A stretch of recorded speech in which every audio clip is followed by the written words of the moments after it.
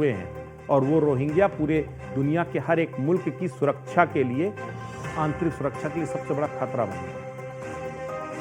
ये आपको इसलिए मैंने बताया कि आखिर किस तरीके से ब्लडी कॉरिडोर के पीछे कॉन्स्पिरेसी क्या हो रही है, आपको जरा मैं वो भी समझाऊंगा। अभी मैंने आपको बताया, अब आप जरा उसकी एक पॉजिटिव डोज समझिए कि कैसे भारत विरोधी मोहम्मद यूनुस की जो चीन परस्ती है वो कैसे उजागर हुई है और कैसे अब उसका दाइंड लगभग शुरू हो चुका है। बांग्लादेश में अब जल्द लोकतांत्रिक प्रक्रिया को बहाल करने का दबाव यूनुस सरकार पर बढ़ता जा रहा है, जहां सेना प्रमुख ने जल्द से जल्द चुनाव कराने के लिए दबाव बनाया है, तो वहीं यूनुस सरकार जून 2026 तक चुनाव की बात कर रही है और सही डेट नहीं दे रही। इसके पीछे और असंतोष बढ़ रहा है। लेकिन एक बात बिल्कुल तय है कि अब मोहम्मद यूनुस की राह उतनी आसान नहीं। शेख हसीना ने भी फेसबुक पोस्ट के जरिए यूनुस पर आरोप लगाए। उन्होंने क्या कहा है, जरा देखिए। उन्होंने कहा कि आतंकियों की मदद से सत्ता हथियाई है मोहम्मद यूनुस ने। हमने इन आतंकियों से बांग्लादेश के लोगों की रक्षा की है। एक आतंकी हमले के बाद हमने कड़े कदम उठाए थे, कई को गिरफ्तार किया, अब उन्हें रिहा कर दिया गया। जेलें खाली हैं, अब बांग्लादेश में उन आतंकियों का शासन है। ये कह रही है शेख हसीना कह रही है, जो निर्वासित तौर पर जो है इस समय जीवन जी रही हैं बांग्लादेश से अलग होकर के। लोग कह रहे हैं क्या बांग्लादेश में अब शेख हसीना की वापसी होगी? तो जिस तरीके के हालात बन रहे हैं उससे तो अब ये आसार बनने लगे हैं। यूनुस सरकार की चीन की गोद में बैठना, भारत विरोधी बयान देना, ये संकेत है कि यूनुस का लंबे समय तक सत्ता में रहना भारत के हित में नहीं है।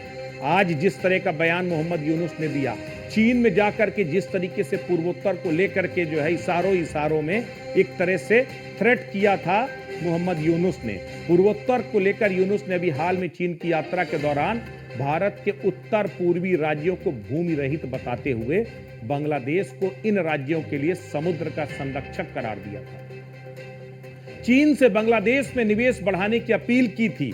उन्होंने कहा था कि बांग्लादेश इन राज्यों के लिए समुद्री मार्ग प्रदान कर सकता है, जिससे चीन को क्षेत्रीय आर्थिक लाभ होगा। यानी कि वो भारत के खिलाफ चीन को एक अस्त्र के तौर पर इस्तेमाल कर रहा है। ये पूरा किस तरीके से चीनी गोद में बैठा है और किस तरीके से भारत को इशारों पर धमकी दे रहा है, मैं आपको जरा इसको भी समझाने की कोशिश करूंगा। लेकिन इसका असम के मुख्यमंत्री ने जबरदस्त तरीके से विरोध किया था। अब आपको जरा सा इस वॉल के जरिए दो चीजें समझाता हूं कि आखिर जो धमकी वो दे रहा है, जिस नॉर्थ ईस्ट के एरिया की धमकी लगातार दे रहा है, आप देखिए, ये चिकन नेक कहा जाता है। ये हिंदुस्तान का वो हिस्सा है जो हिंदुस्तान का ये चिकन नेक, ये 20-25 किलोमीटर का एक पूरा ये इलाका है। इस इलाके एक तरह से एक कॉरिडोर है। इस कॉरिडोर के जरिए आपका भूटान, नेपाल और बांग्लादेश के बीच में हिंदुस्तान का एक गलियारा है। इस गलियारे को चिकन नेक कहा जाता है।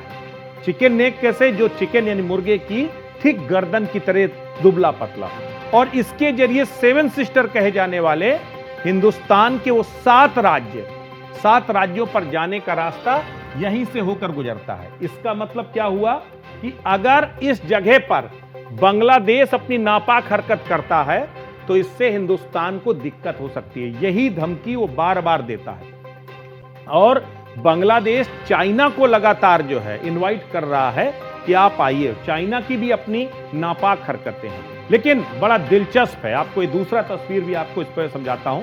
इस पर हेमंत बिस्व शर्मा जो असम के मुख्यमंत्री हैं, उन्होंने एक करारा जवाब दिया।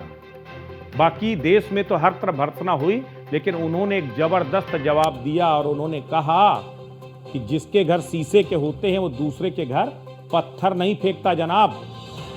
और किस तरीके से उन्होंने कहा कि आप जो है जो धमकियां दे रहे हैं, तो उस धमकी का असर समझिए। हमारे पास तो एक चिकन नेक है और हिंदुस्तान सक्षम है उसकी हिफाजत करने के लिए,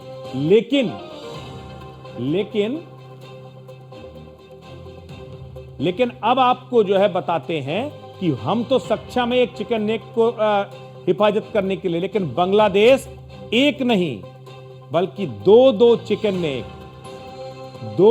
नेक से घिरा हुआ है।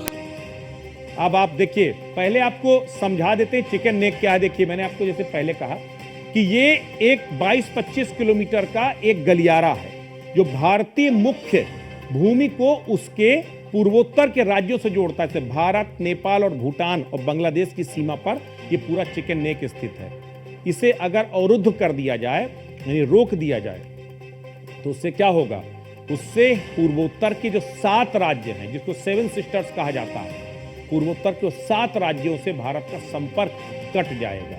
इसे रणनीतिक रूप से भारत की कमजोर नस भी कहा जाता है। लेकिन अब भारत वो भारत नहीं रहा।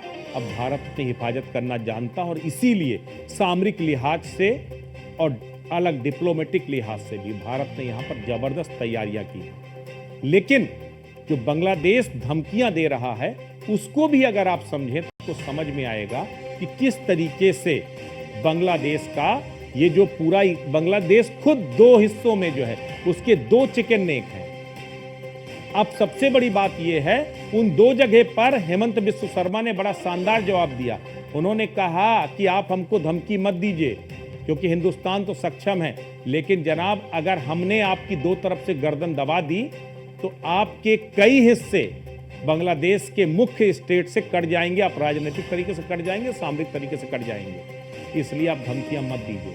तो सबसे बड़ी बात यह है कि बांग्लादेश का जो मोहम्मद यूनुस है, वो लगातार चीन की गोद में बैठ करके नापाक हरकतें कर रहा है। उधर म्यांमार की त्योरियां भी चढ़ गई, क्योंकि म्यांमार में भी वो जो रखाइन प्रांत है उसको स्वतंत्र फ्री जोन रोहिंग्याओं के लिए बनाने की बात कर रहा है। और इसी पर अपने देश में भी घिर गए हैं, म्यांमार में भी घिर गए हैं, और हिंदुस्तान ने तो आंखें तरेर ही दी हैं। और जब 3 तरफ से बांग्लादेश घिरेगा तो कहते हैं बाप बाप होता और बेटा बेटा होता है। बांग्लादेश का वजूद हिंदुस्तान के साथ है। अगर हम वजूद बना सकते हैं तो वजूद मिटा भी सकते हैं। ये बात मोहम्मद यूनुस को और वहां के लोगों को बखूबी समझना होगा। तो ये था आज का विश्लेषण कि आखिर कैसे बांग्लादेश सिर्फ 10 महीने में कैसे तख्ता पलट की कगार पर आके खड़ा हुआ। नमस्कार।